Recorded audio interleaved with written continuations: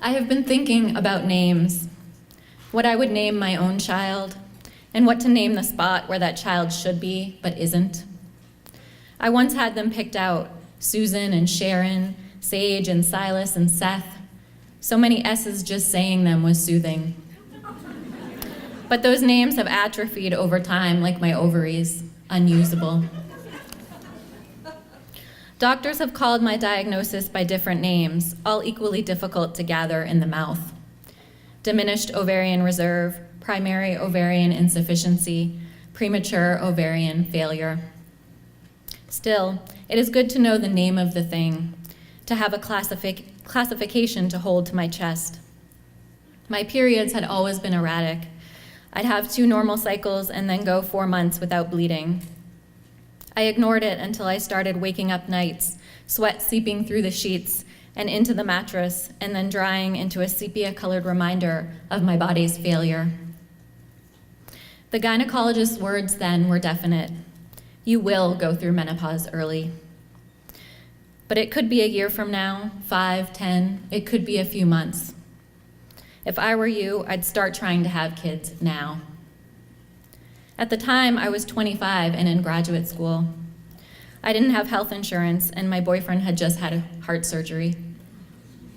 It was so easy, too easy, to let reproduction float from my mind, to focus on writing and friends and living my own life.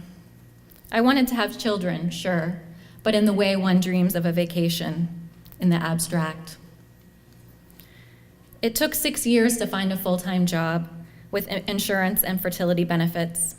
Then my boyfriend and I got married, and he had a steady government position.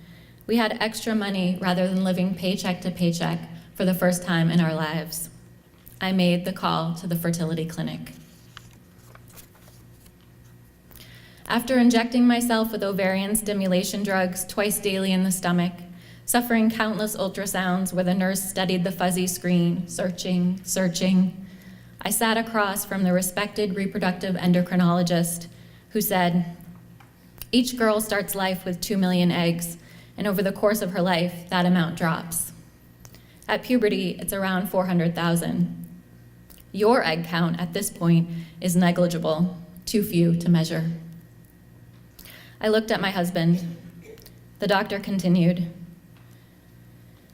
you need to be thinking about other options, not having kids, using a donor egg, or adopting, or get a dog. We laughed, though only out of politeness, and stood to go.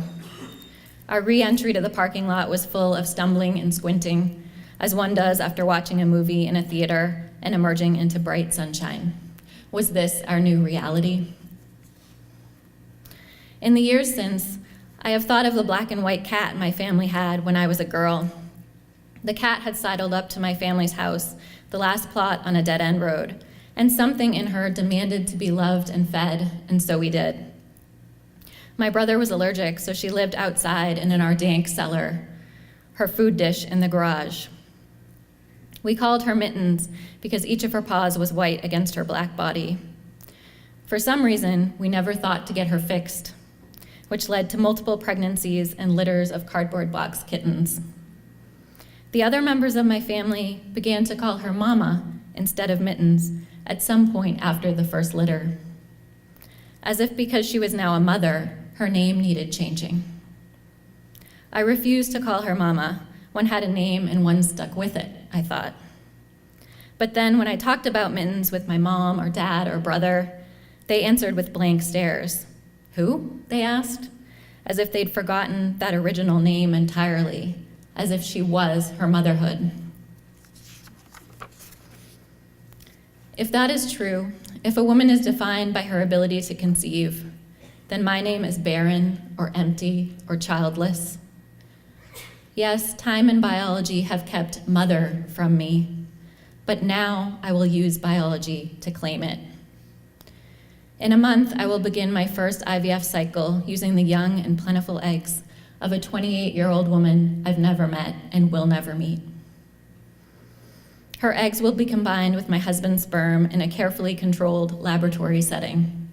The embryos will grow, and one will be transferred into my uterus, and there will be scores of new names for what we have created. Fetus, baby, person, being, hope.